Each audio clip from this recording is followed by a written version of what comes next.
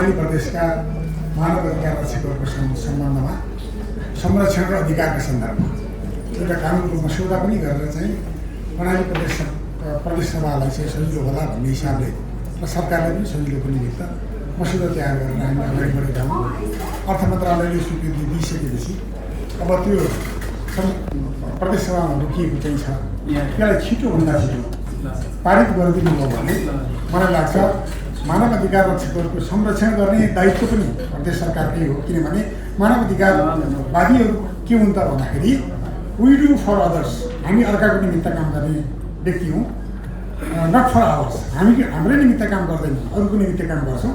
अरूको निमित्त काम गर्दाखेरि हामी कहिलेकाहीँ संरक्षकविहीन अवस्थामा पनि बस्नुपर्ने भावनाले त्यो अवस्थाबाट मुक्ति पाउनको निमित्त ऐन आवश्यक पर्छ र सँगै अलिअलि अधिकार पनि चाहिन्छ। त्यो अधिकारको सुनिश्चित कानुनद्वारा चाहिँ होस् भन्ने हिसाबले हामीले चाहिँ त्यो बनाएको चाहिँ छौँ।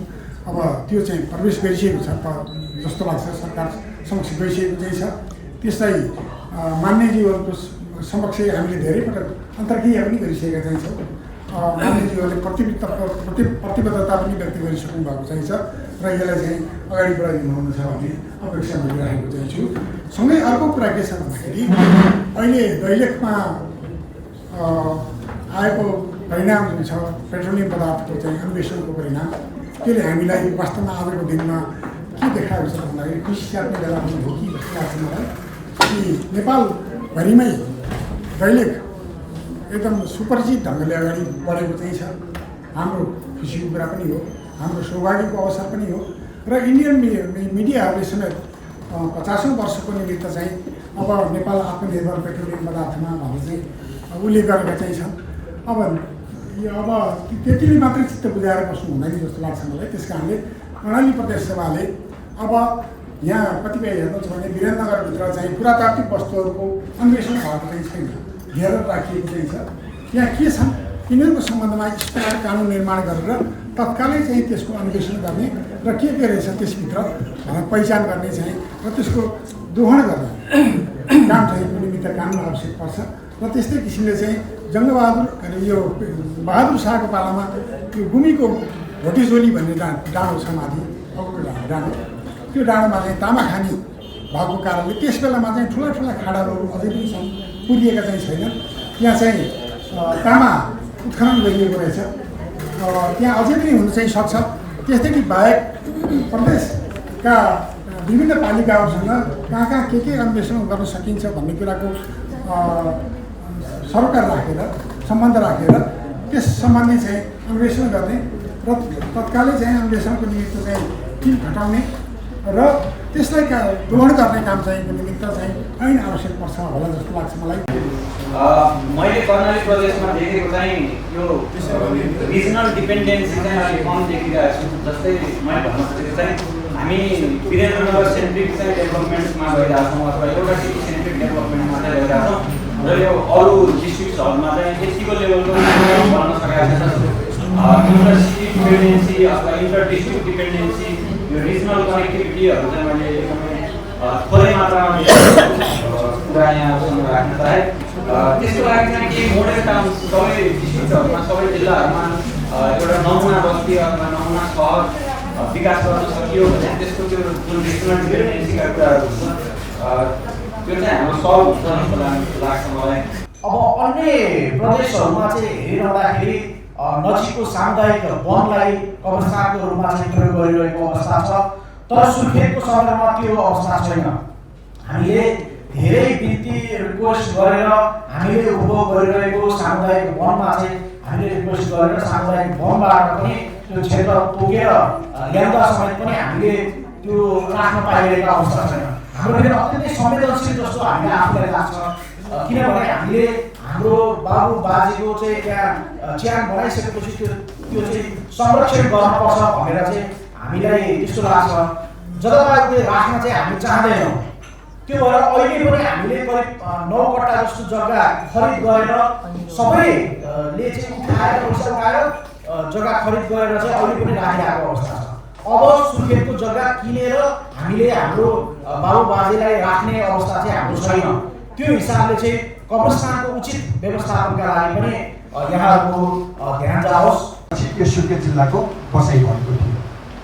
म यो इतिहास किन जोडेँ पछि जोडौँला। तसर्थ मेरो मुद्दा के हो भने हामी सुर्खेत जिल्ला लगायत कर्णाली प्रदेशमा नेवार समुदायहरूको बसोबास छ। अर्को तथ्य जोड्ने भने खाजा खानु नेवारी, खाना खानु थकाली भन्ने पनि छ। विभिन्न संस्कृतिले हामी जोडिएका छौँ।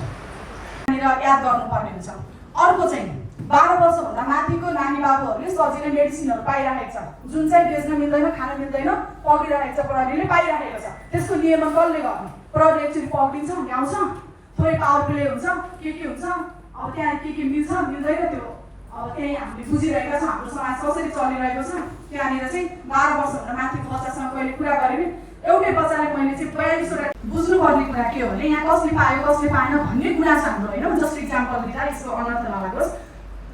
हामीले समाज अध्ययन गरेका छौँ, हामी किताब पढेका छौँ, होइन? किताब पढ्ने कुरा एउटा होला, समाज पढ्ने कुरा फेरि अर्को। समाजमा अहिले के भइरहेको छ भन्ने कुराको यहाँहरूलाई केही अवगत गराउन चाहन्छु।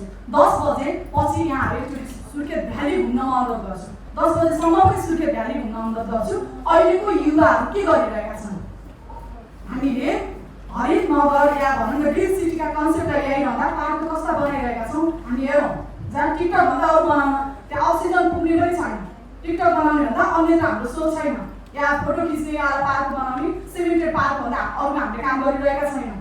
त्यसपछि जति पनि हामीले पार्क बनाएर राखिरहेका छौँ 10 बजे पछिको रेटिङ स्टल सबै अनि अहिलेको किशोर किशोरी के गरिरहेका छन् भन्ने कुरालाई अब्जर्भेसन गर्नु र उनीहरूको पोइन्ट अफ भ्यूबाट उहाँहरूलाई बुझ्नु के चाहिएको छ त भनेर बुझ्नलाई एकचोटि अब्जर्भेसन गर्नु र नीति नियममा सवालमा त्यहाँनिर नै धेरै कुराहरू आउँछन्। अनि अर्को कुरा जिल्ला पर्यटक कार्यालयको पोस्ट सेयर हेर्नु होला र हेरि पनि रहनु भएको छ होला। प्रतिदिन जसो कति सूचना आउला कति नआउला, प्रतिदिन जसो लागु औषध कारोबार लागु औषध सेवनमा मान्छे पक्रिरहेको छ। सेवनलाई त अब बिरामी भन्छन्, पक्रिन मिल्दैन, अब कारोबारमै धेरै नै यो गर्ने हो। हाम्रोमा अझ त्यसमा छोड्दैनौँ, हामी जस्तै 40-45 वर्षको महिलाहरू कारोबारमा व्यस्त हुनुहुन्छ। राउटे समुदायको सन्दर्भमा थोरै कुरा राख्छु। त्यो हाम्रै वडाको बासिन्दा भनेर त्यहाँ परिचय पत्र पनि दिइएको छ। राउटेको संरक्षण र सम्वर्धन गर्ने एउटा कानुन आवश्यकता देखिन्छ, किनभने एउटा नीति त त्यहाँ बनिएको त्यहाँ त्यो कानुनको रूपमा आएन। त्यसतर्फ सबैको ध्यान आकर्षण होस् सांसदज्यूहरूको भन्न चाहन्छु। अहिले त्यो राउटे समुदायमा मैले प्रत्यक्ष देखेको विविध सहयोगको नाममा बाहिरबाट त्यहाँ जाने र उनीहरूको सुरक्षामा चुनौती छ। जस्तो ती युवतीहरू बलात्कृत हुने सम्भावना त्यो बढ्दो क्रममा देखिन्छ। केही घटनाहरू पनि बाहिरिएका छन्। सबै उनीहरूको सहयोगको नाममा कोर्ट लगाइदिने, त्यो अखाद्य वस्तुहरू वितरण गर्ने, यसमा नियमन गर्ने खालको एउटा कानुन बन्नुपर्छ भन्ने लाग्छ। यो समुदायमा अहिले पछिल्लो समय धेरै विकृतिहरू आएको छ। हजुरहरूले पनि देखिरहेको कुरा अवगत नै छ। सामाजिक सञ्जालहरूमा धेरै नराम्रो भिडियोहरूदेखि लिएर बाहिरको मान्छेहरू त्यहाँ गएर महिलाहरू दृष्टि गरेको अवस्था छ। यसको लागि सुरक्षाकर्मी भइदिएको भए अलिकति केही राम्रो हुन्थ्यो भन्ने लाग्छ मलाई। मदिरा बेच्नेहरूलाई पनि केही कारबाही गरिदिएको भए अलिकति त्यो समुदायमा केही सुधार आउँथ्यो जस्तो लाग्छ मलाई। धन्यवाद। अपाङ्गता भएका व्यक्तिहरू, जुन मनोसामाजिक अपाङ्गता, हेमोफिलिया, बौद्धिक अपाङ्गता भएका व्यक्तिहरू, साथै सीमान्तकरणमा परेका क्षेत्रको पनि आदिवासी अपाङ्गता भएका महिलाहरू, दलित अपाङ्गता भएका महिलाहरू, एकल अपाङ्गता भएका महिलाहरू र यौन तथा अल्पसङ्ख्यक समुदायको अपाङ्गता भएका महिलाहरू, मधेसी तथा मुस्लिम समुदायको अपाङ्गता भएका महिलाहरू अझै पनि अन्तर्क्षेत्रीय विभेदहरू भोगिरहनु हुनको लागि बाध्य हुनुभएको छ। यसमा चाहिँ नीतिगत व्यवस्थामै हाम्रो ग्याप हो कि के हो, यसलाई चाहिँ कार्यान्वयनमा किन यस्तो ग्याप भएको हो भन्ने कुरालाई मैले अवगत गराउन चाहेँ। अर्को चाहिँ अब अपाङ्गता भएका व्यक्तिभित्रको महिलाहरूको चाहिँ अझै पनि खण्डीकृत तथ्याङ्कको चाहिँ अभाव चाहिँ हामीले चाहिँ पाइरहेका छौँ। अर्को कुरा चाहिँ अपाङ्गता भएका व्यक्तिहरू जुन मैले न्यून प्रतिनिधित्व र सीमान्तकरण गरेर भनेर मात्रै भने अब दोहोऱ्याउन चाहिएन। त्यसभित्रमा पनि शिक्षा र रोजगारीमा चाहिँ एकदमै सीमितता पाएका छौँ हामीहरूले। यसलाई चाहिँ अर्को कुरा भनेको चाहिँ जुन अपाङ्गता भएका व्यक्तिहरूलाई चाहिँ स्वास्थ्य तथा पर्सनल अधिकारमा चाहिँ अझै पनि उपभोग गर्नको लागि चुनौती भइरहेको छ भने अर्को चाहिँ जस्तो हामीलाई चाहिँ अपाङ्गता भएका व्यक्तिहरूभित्रको पनि यो सञ्चारमा चाहिँ एकदमै अभाव खड्किरहेको छ। आदिवासी जनजाति भन्दा बित्तिकैमा हामी 60वटा जाति यसमा सूचीकृत छौँ नेपालको हकमा, नेपालको संविधानमा।